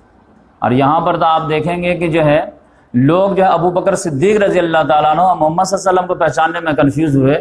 جب میں اس پہ غور کر رہا تھا تو ان کے شاگرد جو ہیں حضرت ابو عمر رضی اللہ تعالیٰ عنہ، ان کے بارے میں تو آتا ہے کہ لوگ ان میں اور غلام میں فرق نہیں کر پا رہے تھے۔ جب جو ہے شام کے جو ہے لوگ شام کو ہینڈ اوور کرنے کے لیے آئے تھے، کہ جب ادھر سے کال آیا کہ ایک درویش بادشاہ کے ہاتھوں یہ فتح ہونا ہے، تم لوگوں کے ہاتھ پہ نہیں ہوگا، لیکن ہماری کتاب میں ہے کہ ایک درویش ہاتھوں ہونا ہے، اب وہ اگر مجھے مل جائے تو ہم لوگ لڑے بھیڑے ان کا حوالے کر دیں۔ تو فوراً ابو عبیدہ بن جراح نے ایسے کال کیے ہیں، اب بولے کہ آپ آ جائیے، ہمارے پاس ہے درویش، اور ایک غلام، ایک اونٹ اور ایک خلیفہ۔ چل دیے، اور پتہ چلا کہ بیت المال کا مسئلہ تھا، لہذا تام جھام کوئی ضرورت نہیں، ایک اونٹ، اور 1 کلومیٹر یہ چلتے تھے، 1 کلومیٹر یہ چلتے تھے، اور کہتے کہ 1 کلومیٹر میں اونٹ پہ بیٹھوں گا، تم پیدل چلو گے، اور دوسرے کلومیٹر پہ تم بیٹھو گے، میں چلوں گا۔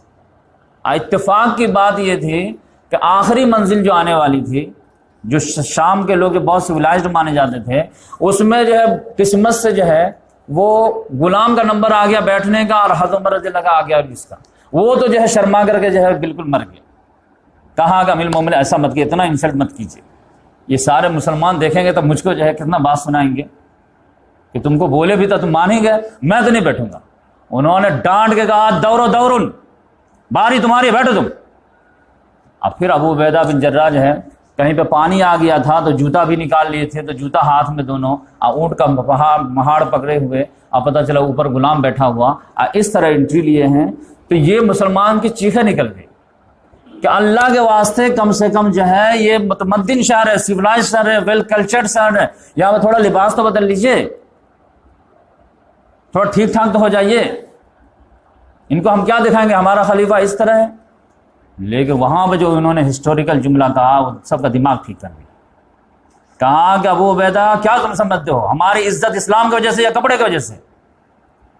اسلام کی وجہ سے، تو اسلام ہمارے دل میں بھرپور ہے، اور یہ اسلام کا سمبل دیکھو، سید القوم خادم ہوں، قوم کا سردار قوم کا خادم ہوتا ہے۔ یہ بولنے میں تو بہت اچھا لگتا ہے، پریکٹیکل کر کے کوئی دکھایا دنیا میں آج تک؟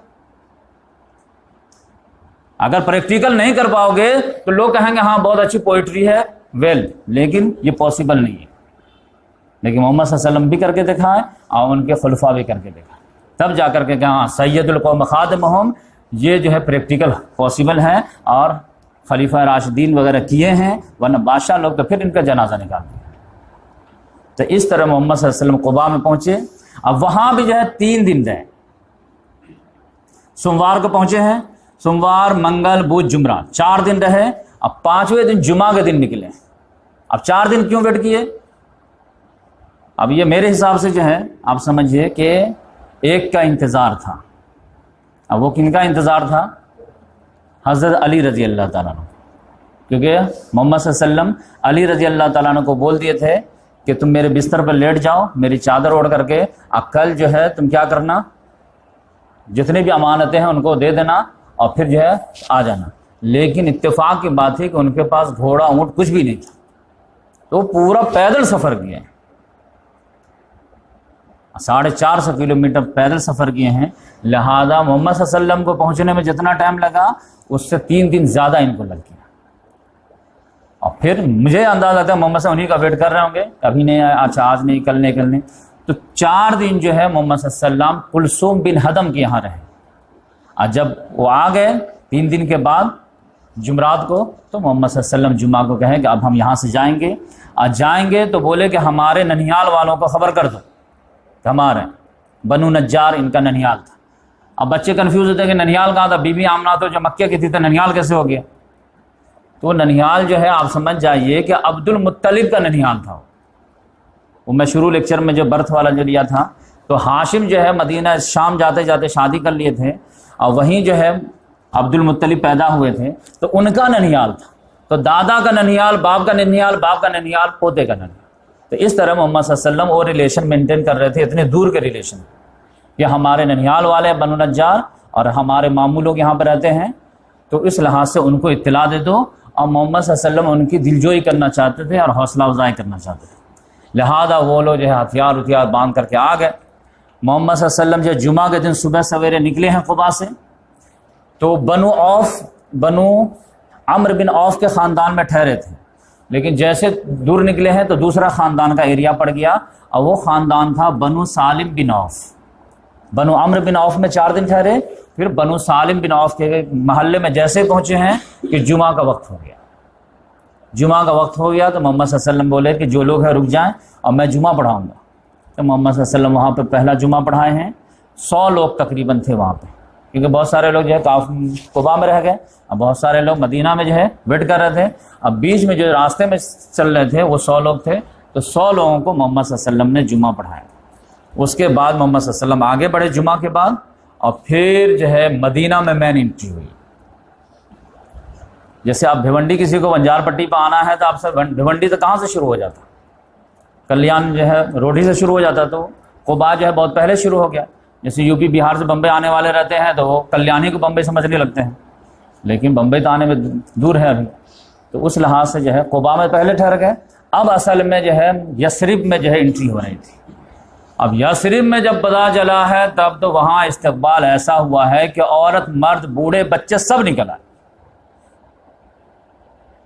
اور چھوٹی چھوٹی بچیاں جو جھوم رہے تھے، ایسا لگ رہا تھا کہ عید، اور پھر ان کے اشعار دم بجا بجا کے گیت گا رہی تھی، اور گیت بھی جو ہے کتنا شاندار گا رہے تھے۔ طلع البدر علینا من ثنیات الوداع وجب الشکر علینا ما دعا للہ دا ایھا المبعوث فینا جئت بالامر المطاع، کہ طلع البدر علینا، بدر مانے بدر کے، کسی سے پوچھے کہ بدر کے معنی تو کہے گا جنگ بدر، بدر کے معنی 14ویں کا چاند، طلع البدر علینا، 14ویں کا چاند ہم پر طلوع ہو گیا، من ثنیات الوداع، وداع کی گھاٹی سے، تو گھاٹی کوئی نام رہا ہوگا، تو وداع کی گھاٹی سے ہمیں 14ویں کا چاند دکھا، واجب الشکر علینا، اب اللہ کا شکر ہم پر واجب ہو گیا، ما دعا للہ دا، جب تک یہ اللہ کا داعی اللہ کی طرف پکارتا رہے گا تب تک اللہ کا ہم شکر ادا کر دیں۔ ایھا المبعوث فینا، اپنا ریلیشن بھی واضح کیا، اے وہ مبعوث جو ہمارے طرف کیے گئے ہیں، یعنی محمد صلی اللہ علیہ وسلم، جئت بالامر المطاع، آپ آئے ہیں ایک ایسا حکم لے کر کے جس کی لازماً بات مانی جائے گی، کیونکہ آپ کی بات آپشنل نہیں ہوگی، جو آپ بولیں گے سر آنکھوں کو۔ تو اس طرح سے جو ہے چھوٹی بچیوں کا یہ حال تھا، تو آپ بڑے لوگوں کا کیا حال رہا ہوگا آپ اس سے اندازہ لگا سکتے ہیں۔ اب ہر آدمی کی خواہش تھی کہ کریڈٹ گوز ٹو می، کہ محمد صلی اللہ علیہ وسلم ہمارے یہاں مہمان بن جائے، ہمارے مہمان جائے، بہت امیر بھی نہیں تھے تب بھی خواہش ہوتی تھی قرضہ لے لیں گے لیکن محمد سے ٹھہرائیں گے۔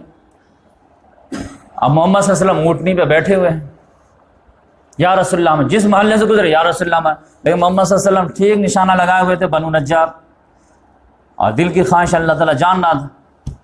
اب سب لوگوں کو کیسے منع کریں؟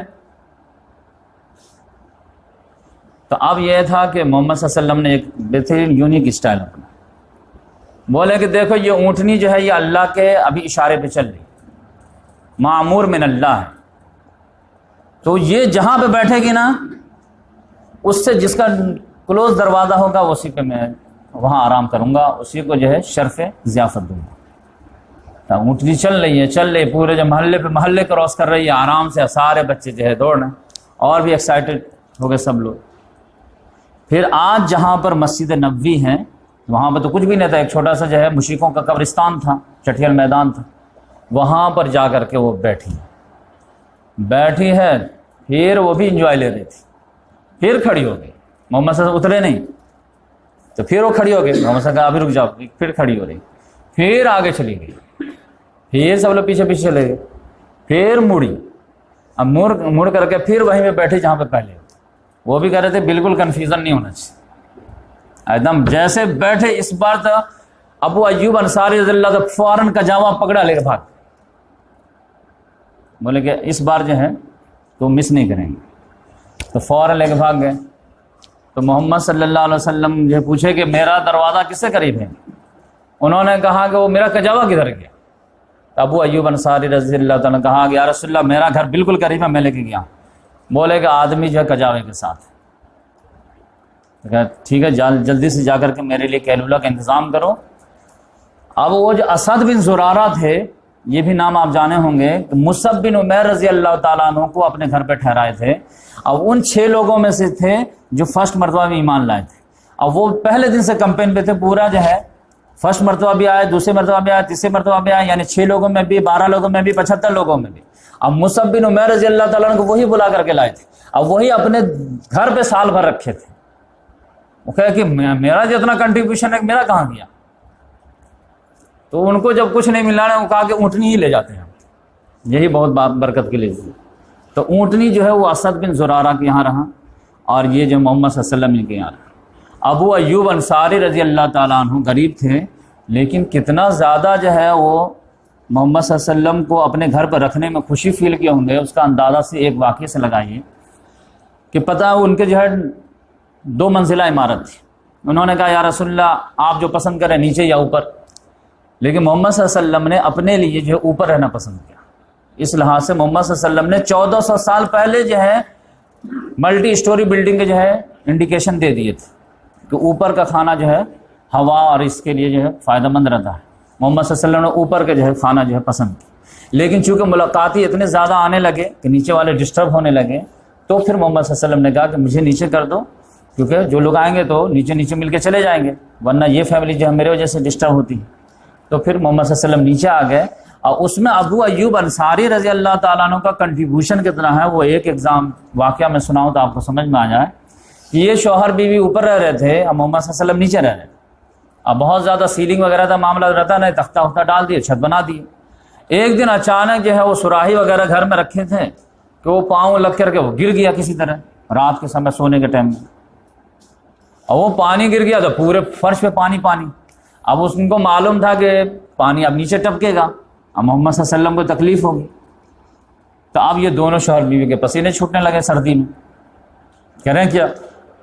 تو جو ہے جتنا بھی اویلیبل کپڑا تھا، رضائی کمبل جو بھی، سب سے جو پانی کو سکھا دی جلدی سے۔ 1 سے نہیں ہوا تو 2، 2 سے نہیں ہوا تو 3، 3 سے نہیں ہوا تو 4، لگا کر کے کسی طرح سن، یہاں تک پانی تو سوکھ گیا، لیکن رات میں ان کے لیے اوڑھنے کے لیے کچھ نہیں رہا۔ تو پوری رات جو ہے یہ لوگ سردی میں جو ہے ٹھنڈی کاٹ کے رہے، لیکن محمد صلی اللہ علیہ وسلم کو جو ہے ایک ڈراپ پانی گرنے نہیں دیے۔ یہ سب محبت کے ثبوت ہوتے ہیں۔ تو اس طرح محمد صلی اللہ علیہ وسلم 6 مہینے تک جو ہے حضرت ابو ایوب انصاری رضی اللہ تعالیٰ عنہ کے گھر پہ رہے، اور پھر اس کے بعد جو ہے آگے بڑھے۔ اور یہ ابو ایوب انصاری آپ سمجھیں گے کہ صرف محمد صلی اللہ علیہ وسلم کے ضیافتی میں اتنے آگے تھے۔ ابھی ایک واقعہ آپ کو سناؤں گا تو آپ جو ہے یہ جو ہم کو دیکھنے والے ہوں گے ان کا بھی جو ہے فوراً جو ہے 14 طبق روشن ہو جائیں کہ صحابی کا مطلب کیا ہوتا تھا، اور نبی کا مطلب کیا ہوتا تھا۔ یہی ابو ایوب انصاری صحابی ہیں کہ محمد صلی اللہ علیہ وسلم کے ساتھ ہر غزوات میں ہر چیز میں شریک ہوتے رہے۔ یہ نہیں کہ خالی کھانے پلانے ہی میں یہ معاملہ تھا، یہاں تک کہ صرف محمد صلی اللہ علیہ وسلم نے ایک حدیث بیان کر دی کہ کیسر کا شہر قسطنطنیہ، اس پر جو میرے امتی میں سے پہلا لشکر ہوگا اس کی مغفرت ہوگی۔ ایک حدیث پیشن گوئی کر دیے کہ میری امت بڑھے گی، لیکن کیسر کے جو شہر قسطنطنیہ ہے اس کو جو فتح ہونے میں ٹائم لگے گا، تو میرا جو سب سے پہلا لشکر اس پر ٹرائی کرے گا تو اس لشکر کی مغفرت اللہ تعالیٰ کی طرف سے۔ اس کریڈٹ کو لینے کے لیے ابو ایوب انصاری رضی اللہ تعالیٰ عنہ پوری لائف جو ہے شامل ہوتے رہے، اور جو ہے 1558 میں جو ہے جا کر کے فتح ہوا، 1554 میں یا 1400 پر کئی مرتبہ جو ہے اٹیک ہوا۔ اور لوگ آج اس حدیث کو غلط جو ہے انٹرپریٹ کر رہے ہیں اور فرقہ پرستی کی شکل دے رہے ہیں کہ لوگ کہتے ہیں کہ یزید جو ہے لشکر لے کے گیا تھا، ابو ایوب انصاری اس میں تھے، لہذا یہ جو حدیث کی بشارت ہے وہ یزید پہ فٹ ہوتی ہے، لہذا یزید کے سارے جرائم پہ پردہ پڑ گیا، جبکہ یہ بات غلط ہے۔ یزید نو ڈاؤٹ جو ہے اس لشکر کا امیر تھا، اور جس لشکر کا امیر یزید تھا اس میں ابو ایوب انصاری رضی اللہ تعالیٰ عنہ کا انتقال ہوا ہے 54 ہجری میں۔ اور جبکہ محدثین اور تمام جو ہے صحابہ کرام اس بات متفق ہیں کہ ابو ایوب انصاری رضی اللہ تعالیٰ عنہ مسلسل جو مہم میں شامل ہوتے رہے یہاں تک کہ ان کا انتقال ہوا ہے یزید والے لشکر میں۔ اب بشارت کس کے لیے تھی؟ پہلے والے کے لیے۔ تو اب جس میں انتقال ہوا وہ پہلا ہوگا یا اس سے پہلے کوئی پہلا ہوگا؟ تو جب میں تحقیق کیا تو پتا چلا کہ پہلا لشکر جو تھا وہ عبد الرحمن بن خالد بن ولید کا تھا، اور یہ جو یزید والا جو لشکر تھا یہ آخری لشکر تھا جس میں ابو ایوب انصاری رضی اللہ تعالیٰ عنہ انتقال کیے ہیں۔ اور آج آپ کسی بچے سے پوچھئے، کسی بڑے عالم سے پوچھئے کہ ابو ایوب انصاری رضی اللہ تعالیٰ عنہ جو ہے میں مدینہ میں قبر کدھر ہے مجھے بتائیے، تو کہاں ملے گا آپ کو؟ ان کے قبر کے لیے آپ کو جو ہے ترکی جانا پڑے گا، وہاں وہ شہید ہوئے تھے۔ اور جب فتح نہیں ہوا تو کہا کہ جہاں تک تم کو پاسبل ہو قسطنطنیہ کے دیوار تک لے جا کر کے مجھے دفن کرو، لیکن مجھے ہے ادھر دفن نہ کرو۔ تب آپ سمجھیے، اب کوئی بھی انگریز آپ کو سوال کر دے کہ ابو ایوب انصاری کی جو قبر یہاں پہ کیوں ہے، کیوں آئے تھے یہاں پہ؟ تجارت کرنے آئے تھے یا اخلاق بانٹنے آئے تھے یا کیا کرنے آئے تھے بتائیے؟ تو آپ سمجھ جائیے کہ آپ جو ہے جہاد اور قتال کو صحیح سے ڈیفائن نہیں کریں گے، آپ جو ہے طرح طرح جگہ پہ پھنسیں گے۔ آپ اپنے بچوں کو منہ غصہ کر کے بند کر دیں گے، لیکن اگر اس کا جو ہے مین تھیم نہیں پکڑیں گے تو آپ کہیں پہ بھی اسلام کو جو ہے ڈیفینس نہیں کر پائیں گے صحیح آنیسٹلی، کہ حق کی تلوار جو ہے وہ ظالم کا خنجر نہیں ہے، ڈاکٹر کا نشتر ہے، اور حق کی تلوار ہی کو بدنام کر دیا گیا۔ تو اس لحاظ سے وہ جو بدنام کر دیا اسی فارمولے کو آپ آگے بڑھائیں گے تو کبھی جو آپ کامیاب نہیں ہوں گے۔ آپ کو اپنا جو ہے ایم سیٹ کرنا پڑے گا، ورنہ انڈیا کے میں ہسٹری پڑھ رہا تھا ابھی، میں دیکھا جو ہے جو بادشاہ جو اسلام کا سب سے بڑا غدار تھا، جس نے اسلام کی جڑ کھودنے میں کوئی کسر نہیں چھوڑا، وہ ہمارے یہاں مغل اعظم ہو گیا۔ اور جس نے کچھ نہ کچھ اسلام کا بھرم رکھا وہ سب سے بڑا نیوٹرس پرسنالٹی ہو گیا۔ انڈیا میں سب سے زیادہ لائق جو ہے بادشاہوں میں مسلمان بادشاہ کس کو کیا جاتا ہے؟ اکبر کو کیا، جس نے جو ہے دین اسلام کا جڑ کاٹ کر کے دین الہی لانچ کر دیا۔ اور مزے کی بات جانتے ہیں، ہمارا جو ہے اسلامی کیلنڈر جو ہے ایجاد ہوا ہے وہ کہاں سے ہوا ہے؟ ہجرت سے 1440 ہجری ہے، اور اس نے جو دین الہی کیا تھا تو اس میں آبجیکشن لگایا تھا ابوالفضل نے، جو اس کا جو ہے علماء سو میں سے تھا۔ اس نے کہا نہیں، اسلام کا آغاز نبوت سے ہوتا ہے، لہٰذا اس نے جو کیلنڈر کیا تو نبوت سے آغاز کیا۔ لاجیکل کتنا بہترین تھا۔ تو اس لحاظ سے جو ہے آپ سمجھیے کہ غیروں کے جو سیٹ کیے ہوئے اگر جو اصول کا آپ لے کے آگے بڑھیں گے کبھی اسلام کی ترجمانی نہیں کر سکیں۔ غیر تو اتنا ہے کہ جو سب سے زیادہ اسلام کا جڑ کھودنے والا تھا اس کو مغل اعظم کہتا ہے، اور جو کسی نہ کسی حد تک اسلام کو پاس و لحاظ کیا وہ سب سے زیادہ بیکار ان کے یہاں ہیں۔ تو ان کے فارمولے پر جو ہے آپ علم کو نہیں آگے بڑھا سکتے، آپ کو اپنا علم ڈیفائن کرنا پڑے گا کہ ہم جہاد کس کو مانتے ہیں، قتال کس کو مانتے ہیں، اللہ کے راہ میں اسٹرگل کیا ہے، سنت کیا ہے، اخلاق کیا ہے۔ اخلاق تم جو کہتے ہو وہ نہیں ہوتا ہے، اخلاق جو قرآن کہتا ہے وہ اخلاق ہوتا ہے۔ تو اس لحاظ سے جو ہے کبھی ڈاکٹر جو ہے ٹیبلٹ دے کے ٹھیک کر دیا یہ بھی اخلاق ہے، کبھی ڈاکٹر جو ہے ٹھیک کرنے کے لیے جو ہے نشتر اٹھایا آپریشن کرنے کے لیے یہ بھی اخلاق ہے۔ تو جب وقت اور حالات جو ڈیمانڈ کریں گے وہ جو ہے وقت کا قائد جو ہے استعمال کرے گا۔ اس لحاظ سے ہمیشہ جو ہے تینوں طلاق دے کر کے 4 تکبیر پڑھ کر کے جو ہے جہاد و قتال کو دفنا دینا یہ کوئی جو اسلام کی خوبی نہیں ہے۔ آپ ڈیرنگ کے ساتھ ڈیفائن کیجیے، اور ہمت نہیں تو مت کیجیے، کہیے کہ ہم سے نہیں ہوگا ہم دوسرا کریں، لیکن وہی وہ آدمی جو ہے جہاد و قتال کے آیات کو ڈیفائن کرنے آئے جس کے اندر کم سے کم حوصلہ ہو، ہمت ہو، ورنہ جو ہے کہ اسلام کو بدنام نہ کرے، ورنہ ایک جگہ جو ہے آپ بچیں گے دوسری جگہ پھنسیں گے، دوسری جگہ بچیں گے تیسری جگہ پھنسیں گے، اور کہیں نہیں بچ پائیں گے۔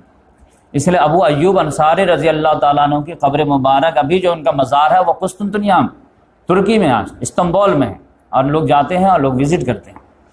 تو محمد صلی اللہ علیہ وسلم وہاں پر جو ہے 6 مہینہ رہے، اتنے ہی 6 مہینوں میں 3 بڑے کام محمد صلی اللہ علیہ وسلم کر لے۔ 3 بڑے کام میں سے سب سے پہلے محمد صلی اللہ علیہ وسلم نے مسجد نبوی کی تعمیر کی۔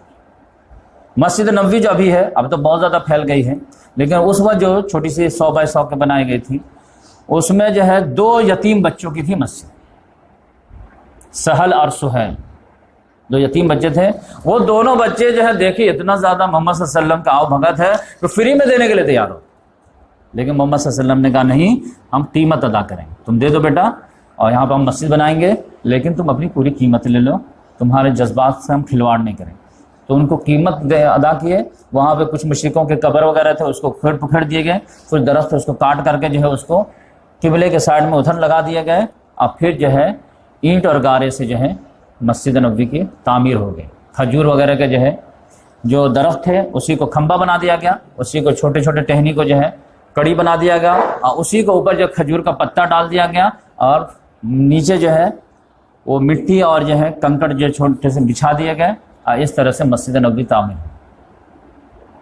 لیکن یہ مسجد نبوی جو تعمیر ہوئی ہے یہ تو میٹیریل کے لحاظ سے بالکل جو ہے کوئی اہمیت نہیں ہے، لیکن یہ اسلام کے جو ہے روحانی لحاظ سے سب سے پاورفل سینٹر بن گیا تھا۔ یہ مسجد کے اصل میں لوگ سمجھ نہیں پائے۔ یہ جو ہے سمجھیے کہ پوری دنیا کی جو ہے اسلامی ریولوشن میں جو اسلامی سوسائٹی بنے گی نا، اس کا ڈیولپنگ کا جو ہے مین جو ہے سینٹر پوائنٹ مسجد رہے گی۔ پھر مسجد کی جو ضرورت ہوگی، جو اس کی تعلیمات ہیں، اس کے تعلیمات سے وہاں پہ وہ آبادی بسے۔ مسجد بنی ہے کس لیے؟ نمازی کے لیے۔ انسان بسیں گے تو انسان کیسے بنیں گے؟ اسی حساب سے ٹاؤن پلاننگ ہوگی۔ پھر مسجد کے لحاظ سے بچے پڑھنے کے لیے تو پھر وہاں پہ ٹاؤن پلاننگ مدرسے مکتب کی ہو جائے گی۔ پھر بچے رہیں گے تو پھر اسکول کہاں جائیں گے؟ تو پھر وہاں پہ جو ہے اسکول بھی قائم ہوگی، کالج بھی ہوں گے، یونیورسٹی بھی ہوگی۔ پھر مطلب یہ ہے کہ مسجد کے ریکوائرمنٹ کے لحاظ سے جو ہوگی وہ ٹاؤن پلاننگ ہوگی۔ اور محمد صلی اللہ علیہ وسلم نے اسی کو بیس بنایا، اور پھر یہاں سے ٹاؤن پلاننگ۔ ہمارے یہاں پہلے پلاننگ کر لیتے، بیچ میں مسجد جو ہے پارکنگ میں گھسا دیتے، اور وہ بھی جو ہے فرقہ پرستی کی وجہ سے، مسئلے کی وجہ سے آدھے لوگ کہتے ہیں کہ ایسا ہونا چاہیے، آدھا سالہ سال پڑا رہتا۔ ٹاؤن پلاننگ جو مسلمانوں کی ہوگی، وہ اسلامی سوسائٹی جو ہوگی، وہ مسجد پہلے طے ہوگی، پھر اس کے حساب سے جو ہے سارے چیز ہوگی کہ مسجد کے ایک ہی طرف جو ہے آبادی نہ بڑھ جائے بلکہ بیلنسنگ میں بڑھے۔ اور پھر یہ ہے کیا چیز اصل میں؟ مسجد اصل میں جو آپ کا کلمہ ہے نا، اس کا پریکٹیکل اظہار ہے۔ آپ کا کلمہ کیا ہے؟ لا الہ الا اللہ محمد رسول اللہ، یہی ہے نا کلمہ، کہ ہم اللہ کے علاوہ کسی سے نہیں ڈرتے، ہم اللہ کے علاوہ کسی کے سامنے نہیں جھکتے، ہم اللہ کے علاوہ کسی کی بات نہیں مانتے، کسی کی قدر نہیں کرتے، کسی کی لفٹ نہیں دیتے، ہماری نگاہ میں کوئی اہمیت نہیں ہے، بادشاہ کی بھی مکھی سے زیادہ اہمیت نہیں ہے، چاہے جائے کوئی دوسرا آدمی کیا بولے گا۔ یہی ہے نا آپ کا کلمہ، لا الہ الا اللہ، ہم کسی کو کچھ نہیں مانتے الا اللہ، ہاں اللہ کو مانتے۔ لہذا تم جو ہے یہ منہ سے مت دیکھو، پریکٹیکل دیکھو، ہم 5 مرتبہ جا کر کے اس کو تمہارے سامنے جو ہے اظہار کرتے ہیں، اور اللہ ہو کر کھڑے ہو جاتے ہیں۔ اور یہ صفے باندھ کر کے کھڑے ہونے کا مطلب کیا؟ دونوں میسج ہے، باطل کو بھی اور اللہ کو بھی، کہ تمہارے سامنے ہم جھکنے کے لیے تیار نہیں، دیکھو 10 منٹ تمہارے سامنے کھڑے ہیں، اب پھر ہاتھ باندھ کے کھڑے ہیں اللہ تیرے سامنے، لیکن ہم کھڑے ہیں۔ اب تو کہے گا تو تیرے سامنے جھک جائیں گے، رکوع بھی کریں گے، بلکہ جو ہے سجدے میں سر ڈال دیں گے، لیکن یہ باطل کے سامنے تو ہم ذرہ برابر نہیں جھکے۔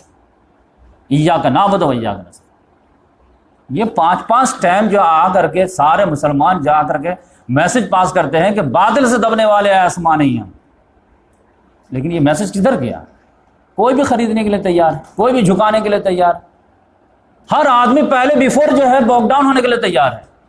آپ کے رکوع ہم تو سجدہ کرنے کے لیے تیار ہے، بلکہ مسجد دینے کے لیے تیار ہے۔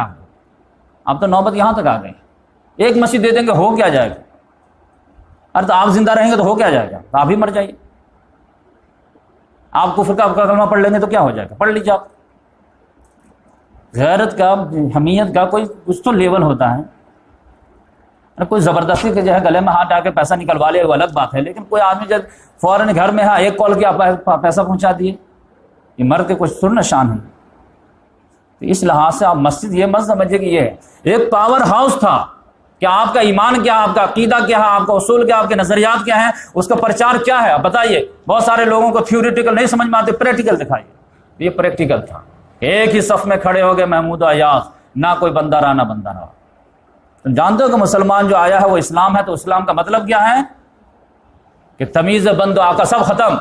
اب یہ کہنے میں تو بہت اچھا لگتا ہے، پریکٹیکل دکھا سکتے کیا؟ پریکٹیکل دیکھو نماز میں، جس نے مسجد بنوائی ہے وہ لیٹ آئے گا تو گیٹ کے باہر کھڑا ہو، اور گیٹ کا بھکاری ہے لیکن وہ جماع میں پہلے آ گیا تو پہلے سب میں رہے گا۔ تمہارے یہاں ہو سکتا ہے ایسا؟ جو بھی ہمارا عقائد تھا اس کا اظہار یہاں پہ ہو رہا تھا۔ مسجد میں کسی نے بیٹھ گیا یہاں پہ، اور کسی کے باپ کی مجال نہیں کہ اس کو اٹھا دے یہاں پہ، لیکن ایک مرتبہ وہ جو ہے متولی ہے، بیٹھا ہوا پہلے آ گیا ہے، اور اٹھ کر کے چلا گیا استنجا کرنے کے لیے، دوسرا آگے بیٹھ جائے گا، اس کی مجال نہیں کہ میں پہلے بیٹھا ہوا تو تم کیسے آ گئے؟ نہیں، مسجد اللہ کی ہے، جو پہلے آ گیا اسی کا ہوگا۔ آپ چلے گئے، آپ کے فکس نہیں رہے گی مسجد۔ آپ سمجھیں کتنا بڑا ریولوشنری انقلاب۔ انڈیا کے تو جو ہے ون ویوستھا جو ہے اس کی تو چولہا ایک مسجد نہیں ہلا دیتے کہ کوئی برہمن ہے سر سے پیدا ہوا ہے، کوئی سینے سے پیدا ہوا ہے، کوئی کمر سے پیدا ہوا ہے، کوئی پاؤں سے پیدا ہوا ہے، ایک جھٹکے میں ہلا دیا۔ تب تو جہاں کا آٹے میں نمک کے برابر بادشاہ آیا اور لوگوں نے گلے لگا لیا کہ تمہارے یہاں یہ میسج ہے ہم لوگ برابر ہو جائیں گے. کہاں برابر نہیں، تم ہمارے برابر کے ساتھی ہو جاؤ گے، ہم لوگ ایک پلیٹ میں کھائیں گے، بلکہ تم عقو و تقوی میں آگے نکل جاؤ، ہم تم کو آقا مان لیں گے. یہاں تو غلام در غلام در غلام کی جو حکومت رہی ہے. شہاب الدین غوری نے اپنا غلام خریدا کس کو؟ قطب الدین ایبک کو، اور اس کو جو ہے اس نے حکومت سونپ کے چلا دیا، اتنا ٹیلنٹڈ بنا دیا اس نے. 1206 میں یہاں پہ غلاموں کی حکومت، پہلی حکومت قائم ہوئی ہے. یہ اسلام کی دین نہیں ہے تو کیا ہے؟ کوئی جو ہے دنیا کا جو ہے قوم بتا دے کہ جس نے اپنے غلاموں کو جو ہے حکومت دی ہو. قطب الدین ایبک جو ہے شہاب الدین غوری کا غلام تھا، اور پھر اس کے بعد اس کا غلام جو پھر حکومت میں آ گیا، اس کا بیٹا نہیں آیا التتمش، اور پھر اس کا بیٹا بلبل جو ہے اس کا غلام تھا. یعنی غلام در غلام در غلام در غلام. یہ کہاں سے آیا تھا؟ یہی میسج تھا، لا الہ الا اللہ محمد رسول اللہ. یا ایھا الناس انا خلقناکم من ذکر و انثی وجعلناکم شعوبا وقبائلا لتعارفوا ان اکرمکم عند اللہ اتقاکم. جو تقوی میں آگے آئے گا وہ ہمارے آگے رہے گا. آپ سمجھیں کہ مسجد کا مطلب کیا تھا؟ تو اس نے جو ہے سارے جو ہے تعصبات کو ہی جڑ سے ختم کر دیے. کوئی قریش نہیں، کوئی انصار نہیں، کوئی مہاجر نہیں، کوئی غلام نہیں، کوئی آقا نہیں، کچھ نہیں. جو قرآن میں آگے رہے گا وہی رہے گا. آپ کو حیرت ہوگی کہ سالم ایک تھے مولا ابو حذیفہ. ابو حذیفہ رضی اللہ تعالیٰ عنہ یہ ٹاپ موسٹ صحابی میں سے ہیں، خاندانی لحاظ سے بہت اعلیٰ ہیں. وہ عتبہ بن ربیعہ کے بیٹے تھے، اور ان کے جو ہمارے یہاں بہت زیادہ مشہور نہیں ہیں، لیکن وہ بھی جیسے حضرت عمر رضی اللہ، حضرت ابو بکر، حضرت حمزہ، اسی کے مطلب لائن کے یہ بھی ابو حذیفہ. انہوں نے بھی بہت بڑا کارنامہ کیا. بدقسمتی سے ہم سنتے نہیں ہیں علماء کرام کے منہ سے. لیکن ان کا ایک غلام تھا سالم، انہوں نے ان کو آزاد کر کے ان کو بھی اپنا منہ بولا بیٹا بنا لیا تھا. لیکن قسمت ایسی تھی کہ یہ سالم جو ہے وہ بالکل بیٹا بنا لیے، تو بالکل شہزادے کے طور پر رہتے تھے. لیکن انہوں نے جو ہے چپ کے قرآن مجید بہت یاد کر لیے تھے. محمد صلی اللہ علیہ وسلم جو وہی آتی تھی کھٹاک سے یاد کر لیتے تھے. ابو حذیفہ جو اتنا زیادہ جو ہے مخالفت ہوتی تھی کہ باپ سے لڑنا، بھائی سے لڑنا، جس سے آرگو میں جو ہے وہ زیادہ ٹائم ادھر چلا جاتا تھا ڈیبیٹ وغیرہ میں. اور سالم کو جو ہے وہ انہوں نے آزاد کر دیا تھا، تو آرام سے جو قرآن کھٹاکھٹ یاد کر لیے تھے. بعد میں پتا چلا کہ سالم رضی اللہ تعالیٰ عنہ کو، سالم مولا ہے ابو حذیفہ کے نام سے مشہور ہو گئے، ان کو قرآن زیادہ یاد ہے اور ابو حذیفہ کو کم یاد ہے. تو آپ کو پتا چلا کہ ایک روز جو ہے یہ دونوں باپ بیٹے جو ہے منہ بولے باپ بیٹے، ابھی منع نہیں ہوا تھا کہ روم کا اندر نماز پڑھ رہے تھے. تو عتبہ جو تھا وہ ابو سفیان کے جو ہے سسر، بہت بڑا آدمی، اس نے اچانک گیٹ کھول دیا. گیٹ کھولا تو پتا چلا کہ سالم مولا جو امامت کر رہے ہیں، ابو حذیفہ ان کی بیوی ان کی قیادت مقتدی ہے. اور ان کا تو جو ہے دماغ خراب ہو گیا. کہ یہ کیا کر رہے تھے؟ یہ کیا کر رہے تھے؟ آپ کے بتوں کے علاوہ اللہ کو سجدہ کر رہے تھے. نہیں، یہ کیا ہو رہا تھا کہ تم پیچھے ہو، تمہارا غلام آگے ہے. اس نے کہا ابو جان آپ کو یہ بات سمجھ میں نہیں آئے گی، یہ فارمولا. کہ نہیں، قریش کا میرا پتر اور وہ پیچھے، میری بہو اور وہ پیچھے، اب میرا غلام آگے ہے، یہ کیا تم تہس نہس کر کے رکھ دیا؟ کہا نہیں، ہمارے یہاں ایک اصول چلتا ہے، ان اکرمکم عند اللہ تھا. محمد صلی اللہ علیہ وسلم نے ایک فارمولہ دیا ہے کہ امامت کا حقدار وہ ہوگا جس کو قرآن زیادہ یاد ہوگا. اس کو قرآن مجھ سے زیادہ یاد ہے. تو آپ سمجھ جائیں کہ صرف برابری نہیں دیے بلکہ ایک چانس بھی دیے، آگے بڑھ سکتے ہو، نکل سکتے ہو. اور اس کے لیے کوئی ایسا نہیں ہے کہ گاڈ گیون ہو، بلکہ ایکوائر پہ ہو. تم قرآن زیادہ یاد کر لو تم آگے بڑھ جاؤ، تم حدیث زیادہ یاد کر لو تم زیادہ تہجد گزار ہو جاؤ، تم آگے بڑھ جاؤ. تو اس لحاظ سے آپ سمجھیے کہ محمد صلی اللہ علیہ وسلم نے مسجد نبوی کی تعمیر کر دی ہے، جو بہت بڑا ایک سینٹر کا کام کیا. اس کے بعد جو ہے وہیں پہ چھوٹے چھوٹے حجرے بھی بنا لیے. چھوٹے چھوٹے حجرے بنے تو محمد صلی اللہ علیہ وسلم نے جو اپنی فیملی کو بلا لی. فیملی مکے میں کون چھوڑ گئے تھے؟ ابو بکر صدیق رضی اللہ تعالیٰ عنہ اور محمد صلی اللہ علیہ وسلم، دونوں اپنے فیملی کو چھوڑ کے آئے تھے. اور آپ سمجھیے ابو بکر صدیق رضی اللہ تعالیٰ عنہ، ان کی کنٹریبیوشن کا سمجھیے آپ کہ وہ بہت بڑے بزنس مین تھے. اتنا پیسہ تھا ان کے پاس ایمان لانے سے پہلے کہ آپ بعد میں بھی آپ دیکھے ہوں گے کہ لوگ منہ مانگتے ہیں غلام کی دام بولتے تھے اور وہ کھٹاکھٹ خریدتے تھے. جن کو بھی خریدا ہے منہ مولا بولو کتنا چاہیے کتنا چاہیے کتنا چاہیے، کتنے پیسے والے رہے ہوں گے. لیکن جس روز ہجرت کیے ہیں نا، محمد صلی اللہ علیہ وسلم بولے ہیں کہ تم ریڈی رہو اور پیکج وغیرہ بنا لو اور میں رات میں آؤں گا، فٹافٹ نکلوں گا. تو انہوں نے جتنا بھی کیش وغیرہ سمیٹ پائے تو آپ جانتے ہیں کہ ایک جو ہے گمچھا جو ہوتا ہے نا، اس گٹھری میں پوری دولت آ گئی تھی. یعنی پوری دولت جو ہے امپورٹ اور ایکسپورٹ بزنس کی سمیٹتے سمیٹتے یہاں تک آ گئی تھی. اور جب اس کو جو ہے گنا گیا نا تو 6,000 درہم تھے. تبھی تو جو ہے لوگ کہتے تھے کہ یہ لوگ جو ہے سٹھیا گئے ہیں، جذباتی نوجوان ہو گئے ہیں. دشمن کو تو سمجھ بھی نہیں آتا تھا کہ کون سے جو عقل مند لوگ یہ اپنی جڑ کھودتے رہتے. باپ نے کہا، اب بیٹی وغیرہ کی تربیت کیسی کی تھی آپ کو پتا ہے؟ اسی لیے میں تو کرائٹیریا ہی بنا دیا ہوں کہ کوئی بھی دائی کو ناپنے کا سب سے بڑا تھرمامیٹر میں دیکھتا ہوں کہ یہ دیکھنے کوشش کرو کہ اپنے بچوں کو کیا بنا رہا. اپنے آپ کو دیندار بننا، اپنے بیٹے کو MBBS بنا رہا، بنا نمازی کا، سمجھ جائیے کہ دھوکہ دے رہا. سب آدمی اپنے بعد جو سب سے زیادہ جو کیئر کرتا ہے وہ اپنے بچوں کرتا ہے. اگر اس کو معلوم ہے کہ نماز پڑھے بغیر میرا بچہ مر گیا تو جہنم میں جائے گا، اور اس کو یقین ہے تو کبھی اس کو جو سویا ہوا نہیں چھوڑے گا. ایک اسکول جب مس نہیں کرنے دیتا ہے، پانی چھڑک کر کے مار پیٹ کر کے کسی طرح جب بہلا پھسلا کے اٹھا دیتی ہے ماں، تو اس کو جو معلوم ہے کہ نماز چھوڑنے سے جو جہنم میں جائے گا تو کیسے چھوڑ دے گی وہ؟ تو دائی کا تو ایک ہی فارمولہ ہے کہ وہ اپنے اولاد کو کیا بنانے کی کوشش کر رہا، سمجھ جائیے. ہر دائی کو کہیے کہ میں آپ کو نہیں دیکھنا چاہیے، آپ اپنی فیملی بیک گراؤنڈ بتائیے پورے، آپ کے بچے کہاں پڑھ رہے ہیں، کیا کر رہے ہیں.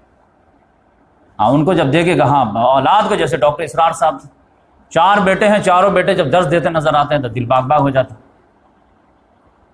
تب لگتا ہے ہاں انہوں نے اپنے مشن کا ساتھی بنایا. شاہ ولی اللہ نے اپنے چاروں بیٹے کو جو ہے اسی لہر میں لگا دیا. تو اس طرح سے جو ہے لوگ رہتے ہیں. خود محمد صلی اللہ علیہ وسلم کو پوری ہے. خود ابو بکر صدیق رضی اللہ تعالیٰ عنہ کو میں بتا رہا تھا، جو بات ادھر گھوم گئی، کہ جب ان کے والد ابو قحافہ نے کہا کہ بیٹا کچھ بھی چھوڑا کہ نہیں ہمارا بیٹا، سب لے گیا کیا اٹھا کر کے، تو دونوں بچی اتنی چالاک تھی کہ وہ لائے اینٹ اور پتھر وغیرہ سمیٹ کر کے اور پھر اس کو گمچھا میں باندھی اور اس کو لپیٹ کے، وہ چونکہ نابینا ہو گئے تھے. انہوں نے کہا نہیں ابو جان بہت کچھ چھوڑ کے گئے، دیکھیے دادا جان. انہوں نے ہاتھ اٹھایا، اچھا ٹھیک ہے کوئی بات نہیں گیا. تو اس طرح سے دادا کو تسلی دی تھی. ورنہ آج کے دور کی بچی ہوتی تو کیا کہتی کہ یہ کون سا دین ہے جو جس میں بیوی بال بچوں کا خیال ہی نہیں، 2 چھوٹی چھوٹی بچیوں کو چھوڑ کے چلے گئے. یہ کون سے دین کا طریقہ؟ بیوی بال بچوں کا حق نہیں کیا، ان کا حق نہیں کیا، ان کا حق نہیں کیا. تو کیا ابو بکر صدیق کو معلوم نہیں تھا؟ خالی آج ہی کا علماء کرام کو معلوم ہے، یا آج ہی کا جو ہے لوگوں کو معلوم ہے کہ دین جب مغلوب ہونا تو کسی کا کوئی حق ہے ہی نہیں. کسی کے گھر میں آگ لگ جائے آپ کو سونے کا حق ہے؟ کسی کے یہاں آدمی جو ہے پیٹ میں درد سے مر رہا ہو اور آپ کا آرام کا حق ہے؟ جب دوسرے کو پریشانی آ جاتی ہے تو دوسرے کا حق جو کم ہو جاتے ہیں. جب دین جو ملیا میٹ ہو رہا ہے، دین جو کارنر ہو رہا ہے، دین کو پوری جگہ سے جنازہ نکالا جا رہا ہے، اور آپ کہہ رہے ہمارا سارا حق ہے، تو پھر اس کا حق کون دلائے گا؟ آپ کے یہاں بارات آیا ہو اور ہم کہیں کہ ہمارے دوستی کا حق ہے، آئیے ہم کو جو ہے ویلکم کیجیے، ایسا کہیے گا؟ آپ کہیں گے نہیں بھائی، حالات کے لحاظ سے حق آپ اوپر نیچے ہوتے رہتے ہیں، چینجز ہوتے رہتے ہیں. دین غالب ہو جائے سارے حقوق آپ کے ہیں. لیکن جب دین جو ہے کریٹیکل سچویشن میں چلا گیا ہے، دین پہ سارے لوگ جو ہے اس کو جو ہے بدنام کرنے کی کوشش میں لگ گئے ہیں. اب بھی کہتے کہ ہمارا یہ حق، ہمارا وہ حق، ہمارے آرام کا حق، ہمارے سونے کا حق، ہمارے شادی کا حق، ہمارے بیاہ کا حق. اتنے حقوق ہیں کہ 30 دن میں تو 16 دن تک ولیمہ ہی کھاتے رہتے ہیں. تو دین کا کام کب کریں گے؟ اس پہ افسوس نہیں کہ 50 سال عمر ہو گئی اللہ کا کلام نہیں سمجھ پا رہے، تو یہ حق کہاں جائے گا؟ تو اس لحاظ سے آپ سمجھیے کہ حق جو ہے اوپر نیچے ہوتے رہتے ہیں حالات کے لحاظ سے. نارمل ہے. تو آپ سب جو اسلام جب غالب ہو گیا تب جو محمد صلی اللہ علیہ وسلم خود بھی منع کرنے لگے. بہت سارے لڑکے آئے کہ یا رسول اللہ ہم بھی جہاد میں جانا چاہتے ہیں. محمد صلی اللہ علیہ وسلم نے کہا تمہارے ماں باپ زندہ ہیں؟ ہاں ہیں، جاؤ انہیں کی خدمت کرو، یہی جہاد ہے. لیکن یہ کب ہوا؟ جب دین غالب ہو گیا تب ہوا. شروعات میں تو جو جس کے بعد جو ہے سب جھونک دو. تو ابو بکر صدیق رضی اللہ تعالیٰ عنہ پوری بچیوں کو ابو جہل کے رحم و کرم پہ چھوڑ کے آ گئے تھے. تماچا مارا تھا کہ نہیں مارا تھا؟ محمد صلی اللہ علیہ وسلم اپنی 2 جوان بیٹیوں کو چھوڑ کر کے نکل گئے. اب پھر جب محمد صلی اللہ علیہ وسلم جو ہے کچھ دن سیٹل ہو گئے ہیں، تب محمد صلی اللہ علیہ وسلم نے ابو بکر صدیق رضی اللہ عنہ بیٹا عبداللہ بن ابو بکر، وہ جو ہے جب اپنی فیملی کو لے کر کے آ رہے تھے، حضرت عائشہ کو، حضرت اسماء کو، تو محمد صلی اللہ علیہ وسلم نے کہا کہ میری فیملی کو بھی بولو کہ لیتے آئے. تب پھر حضرت فاطمہ، حضرت ام کلثوم، کیونکہ رقیہ تو حبشہ گئی ہوئی تھی اپنے شوہر کے ساتھ، عثمان رضی اللہ تعالیٰ عنہ. اور زینب کو جو ان کا شوہر ابو العاص تھا وہ آنے نہیں دیا، تو جنگ بدر کے بعد وہ آئے. تو یہ دونوں، اور پھر اسامہ بن زید رضی اللہ تعالیٰ عنہ کے جو بیٹے تھے وہ، اور ام ایمن جو ماں کے درجے میں خادمہ تھی، تو وہ یہ پوری ہول فیملی آ گئی ہے مدینہ.